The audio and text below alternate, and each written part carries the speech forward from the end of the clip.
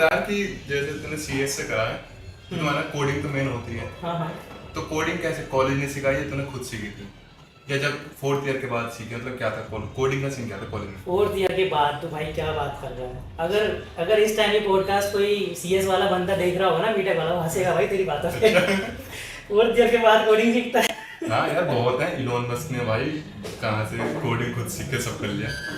हाँ खैर ये भी है, कुछ मतलब सीखने वाले तो कोई भी सीख सकता एक्सेप्शंस है होते कहीं हैं, बट क्या सीन रहता है, वो एक रहता है कि भाई तुम्हारे अंदर है नॉलेज है, कुछ सर्कमस्टेंसेस से हो गए, तुम्हारा आईक्यू लेवल बहुत तगड़ा है, तुम बहुत कम लेवल कम टाइम में चीज़ों को समझ पा रहे हो। तो रियलिटी में आते हैं, अभी तो भाई ज़्यादा आगे मत भाग, ठीक है। मैं बताता हूँ रियलिटी क्या होती है। कोडिंग की बता। हाँ तूने कहाँ सीखी?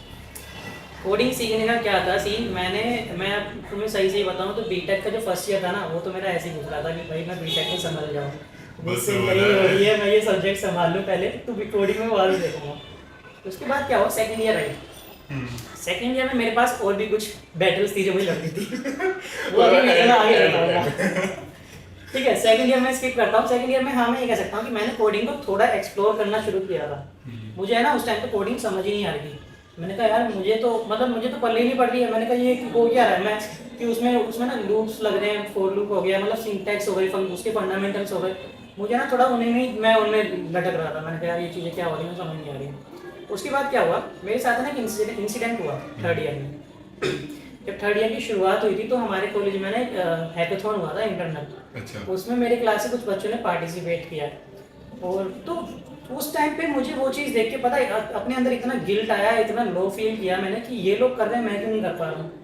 और वहाँ पर क्या हुआ कि वो मतलब ऐसा तो नहीं है भाई वो लोग भी फोड़ रहे थे, वो भी उनकी भी शुरुआत थी, बिगिनिंग थी, बट स्टिल वो एक पता है वो मोमेंट ऐसा लगता है। अब जैसे मैं तुझे बता दूँ, मैं इस टाइम जॉब कर रहा हूँ, तू नहीं कर रहा है, तो तुझे भले ही मेरी जॉब कितनी बेकार हो, मेरी सैलरी कितनी कम हो, लेकिन तुझे है ना फिर भी यह लगेगा कि भाई ये बंदा बहुत तगड़ी चीज़ कर रहा है, ये बंदा कम से कम अपने घर ला के कुछ पैसा दे रहा है, ये बंदा रिस्पॉन्सिबल है।